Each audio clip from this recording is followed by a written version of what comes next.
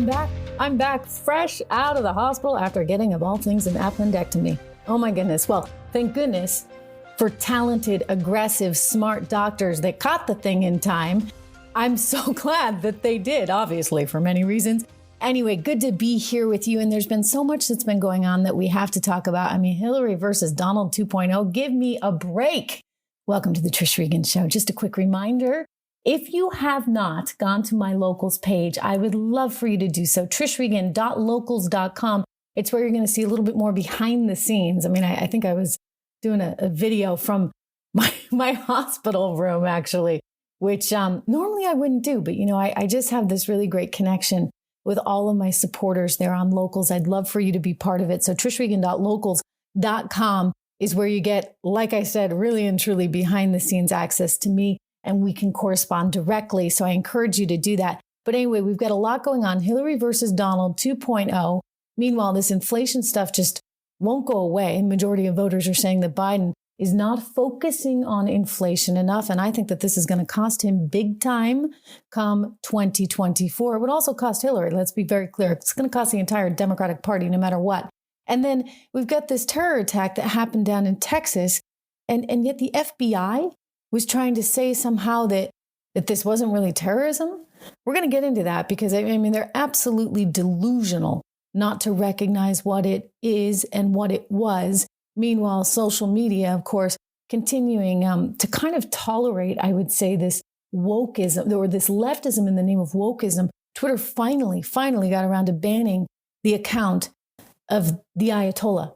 I mean, finally, they somehow think it's okay to ban the account of a sitting president of the United States before the Ayatollah. I want to dive into all of that. But first off, let's start off with this idea, and I know it's going to make you cringe, of Hillary 2.0. Come on, right? I mean, it's really, I think, evidence of just how badly organized the Democrat Party is, really and truly, because they have no bench. They have no one to go to. Kamala was supposed to be, you know, the shining star. Good luck with that one. Kamala has managed to alienate everyone and doesn't really have any of the goods, right, to back up all her bravado. She's assigned things like the border and yet doesn't even go to the border. So Kamala's a total joke, total disaster, lowest ratings of anybody in recent history that's ever been a VP. And so the idea is what, we go back to Hillary? Come on. I mean, it's not just Hillary. They're talking about Hillary plus Liz Cheney as VP. I'm sorry, we've already had a Cheney as a VP. That didn't work out so well now, did it? So a lot of people are talking about this. There was a big article written in a prominent newspaper, and now a former operative advisor to Bill Clinton is suggesting that he thinks that this could actually be something that's in the works. In fact, Dick Morris has been quoted, this is the former advisor to Bill Clinton, is saying Hillary has set up a brilliant strategy that nobody else is able to do. And the worse Biden does, he says, the better she does, because she's positioned herself as the Democratic alternative to Biden. I don't totally agree with that. I mean, hey, as a conservative, I should welcome that. You, as a conservative, should welcome that, because Hillary has the ability to just alienate just about everyone, including a lot of people in the middle. I mean, that's why they went to Joe Biden, right? Because the thinking was, let's get somebody in there that doesn't really, you know, completely, totally, you know what, off everybody in the country. And so Joe Biden was seen as, oh, this likable guy that could kind of just be straight down the middle. He's anything but that. And people that know him have told me, you know, he's actually not that nice a guy. He's really not. And the guy really holds a grudge, and he's not that easy to work with. And frankly, he's not that smart. Well, we know that, right? We know he's not that smart. So you've got a guy in office that's been in politics forever. It's not really that smart, but clearly very political. But again, I'd add, without that intelligence, you can have all the politics. It doesn't really matter. I mean, he can't get his Build Back Better deal done because he's not that smart. And, you know, he does stupid things like pretend that Joe Manchin's going to go along with things when Joe's like, yeah, no, not happening, no way. So he can't get anything through. Not that people want him to get it through. I'm going to get to that in a second. And so the guy that was put into office for the only reason of being sort of status quo has now gone extreme left, but can't even get his extreme leftist junk done. So the country's getting fed up. They think he's out of touch. Inflation is off the charts. We've got a mess in Afghanistan. We've now got a mess in Ukraine that could translate into a mess in Venezuela as the Russians threaten to put troops in Venezuela. I mean, all of it is pretty wacky stuff and so preventable. So everyday Americans, and you don't have to be conservative right now to realize this isn't working out so well. Not to mention, COVID numbers through the roof. Wasn't this guy supposed to fix COVID? Wasn't he going to, find the answer to that one? He can't because it's not fixable. And the whole idea of sweeping it under the rug by pretending that the Wuhan lab had nothing to do with it, that's not going to work, guys. That is not going to work. We need to admit truths in all of this, and we need to admit our shortcomings and address them head on. And I get, as a politician, Joe Biden, if you don't want to admit it to the public, at least do what you need to do behind the scenes to make sure that the public doesn't suffer. But the public has suffered and will continue to suffer. And Hillary Clinton is allegedly positioning herself as the savior for the Democratic Party. I don't quite know what to say to that other than the Democratic Party is in a really, really, really bad position in that they have continued to eat their young. They have not allowed for any new growth. And the reality is, if you want a future in politics nowadays, it shouldn't be, the extremism of AOC. It shouldn't be the extremism of Bernie Sanders. It shouldn't be I guess we can't call her the extremist, but we can call her sort of the insider of Hillary Clinton. It's got to be something fresh and new and different. We need more people from business that make a decision to go into politics for the right reasons. We need people with actual experience. But it looks like, Hillary Clinton could be out there running again. And you know what I say? Good luck. Good luck. Let that be the case, because if it's Hillary versus Donald or Hillary versus anyone in 2024, then the conservatives take over again. And that's good news for the economy. That's good news for our security. That's good news for the country. And I do think Donald Trump will run again. I think he has absolutely every intention of doing that. The only potential threat in all of that really is whether the system can work itself against him enough to prevent that. Otherwise, he's back in the running, and you're set up for another situation in 2024 where people will vote for Donald Trump as a vote against Hillary Clinton. So it'll be what it'll be. But I do think conservatives are back in charge come 2020, as they should be, given this horrific situation we now find ourselves in.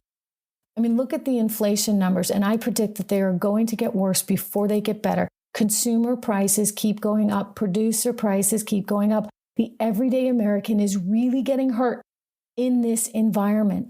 Well, the majority of voters, they've had it. They say that, you know what? Biden is not focusing on inflation enough. Not only that, they say that if he gets this Build Back Better thing through, they're going to be even more fed up with him. Before I get to that, and before I get to Twitter finally coming around to a ban on the Ayatollah and the FBI refusing to really admit what was going on in terms of that Texas situation, I do want to get in a quick word from one of our sponsors. In light of everything that's happening right now, I do think it's really important that you diversify your investments. And when you diversify your investments, you need to be looking at things like gold. Gold, which is a precious metal and has been around for thousands of years, really helps to protect you against some of the volatility that's out there and the volatility that's going to continue coming our way. It's one of the reasons I personally invest in gold. I want to be able to hedge my portfolio against the inflation that's happening. And I want you to do that too. And when you do, I want you to call my friends, this great team, family-run business, Legacy Precious Metals, 1-866-589-0560, 1-866-589-0560. They know what they're doing. They're going to help you navigate this rather tricky space. You can buy actual physical gold. Did you know that? And just, keep it in your basement in a safe deposit box or, in a shoebox. I don't advise you to do that. But $1 million worth of gold actually fits in a shoebox. I'm always amazed by that statistic. Anyway, they can help you figure this out. If you want a gold-backed IRA, 1-866-589-0560. Let's turn now to Twitter, which finally got around to suspending an account linked to Iran's supreme leader over the weekend. This is according to a report out of a French press agency, Agence France Presse, which said on Saturday that the account referenced, quote, has been permanently suspended for violating our ban evasion policy, according to a Twitter spokesperson. So, good. Okay, good. But really, it took this long? And basically, the reason it happened this time was because the Supreme Leader's account promoted a video depicting the assassination of former President Trump. Okay, good. Okay, guys, like finally. But think of all the bad things he did in the interim. I mean, I guess I just don't understand why it took this long and why on earth the President of the United States, when he was a sitting president, actually suffered from getting his own account suspended. But this kind of, I guess, goes in line with sort of the wokeism that's been happening all along. I mean, you look at what just happened as well in Texas there over the weekend, and the horrific hostage event that was rooted in anti-Semitism, and this terrorist that flew all the way from the UK to come here to terrorize these poor people. The FBI actually had the audacity to claim that the Texas hostage situation was not specifically targeting Jews.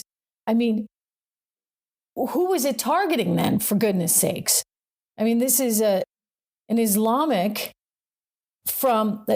man who, yes, I get it. He's crazy, right? And his family said he suffered from mental health issues. Of course, anybody who's doing any of this stuff is crazy. But the fact is that mental health problem was also rooted in this anti-Semitism, which, frankly, was perhaps inspired. I mean, let's just be honest here, inspired from a religion that really doesn't like people that aren't like them. I mean, this is what the Ayatollah professes. I mean, death to America and death to Israel. And then this guy who's, yes, clearly crazy, but adopts it. And the fact that the FBI said, and I'm going to quote here, "We do believe from our engagement with this subject that he was singularly focused on one issue and it was not specifically related to the Jewish community." I'm sorry, it's like the FBI is trying to give him an excuse. And we can't give any more excuses for this. The anti-Semitism and the anti-Americanism that's out there is out of control. And yet we've tolerated it. We've allowed it. For goodness sakes, we've got lawmakers who actually are out there, kind of promoting this. Let's be clear. Ilhan Omar. Do you remember when she said it's all about the Benjamins? Remember, that was clearly an anti-Semitic dig. And that's tolerated? Like, this woman is allowed to say things like this? She did come out later and she apologized, but I'm sorry, you know what? The damage was done. And a U.S. lawmaker should not be speaking like that. But, we've got an FBI that's trying to make excuses. We've got a whole woke system that's trying to make excuses. And I'm tired of the excuses. I think America is tired of the excuses, which is why, going back to how I started this podcast, the Democrats do not have a chance in 2024. They don't have a chance in 2022, and they don't have a chance in 2024 because Americans want their country back. And we deserve it back before it's too late. If some people have noticed, my voice is not its normal projecting self, then you're onto something. As I said in the beginning, I had an emergency appendectomy and got my appendix out over the weekend. I actually went in on Friday for a CAT scan, and it was pretty significant pain, enough for me to get in there for a CAT scan and enough for my doctors to want me to have that, but not, where I couldn't walk or I couldn't stand up. It was just this consistent pain that had been lasting for days. And so I went and got the CAT scan, and before I had even left the elevator, my phone was ringing, and the doctor said, "You know what? You're going to go straight to the emergency room. You have acute appendicitis." Acute appendicitis. My dad had it, so I was always sort of aware of it, and I knew that pain on the right-hand side could be an issue, especially sustained pain like that. So I'd been aware of it. My aunt had it as well. But nonetheless, I was pretty surprised. I'm like, you've got to be kidding me. So I went over to the emergency room, by the way, wonderful, beautiful hospital there in Stanford. And I was very fortunate. I was very lucky. You know, you think of everything that's going on right now and all the pressure that hospital staff happens to be under. And I was very lucky that it was handled beautifully. I was, boom, right into the emergency room. And they did the surgery. And thank goodness it had not ruptured. Thank goodness. And I stayed overnight in the hospital, a wonderful hospital, and am now back at home, very happily back at home, still here with you recording. As I mentioned before, I've even done some videos for locals, trishregan.locals.com, and very relieved that they managed to catch this. I'll tell you, you know, as much as we complain about our healthcare system and as much as we complain about the system overall, thank goodness for these talented doctors that caught this. I am so appreciative, and so appreciative that all of you are here listening. As always, I'm going to be back tomorrow again. So make sure that you continue to download this podcast. Find me on trishintel.com where you can sign up for my newsletter. Find me on Locals, on Rumble, on YouTube, and I look forward to talking with you again tomorrow. See you then.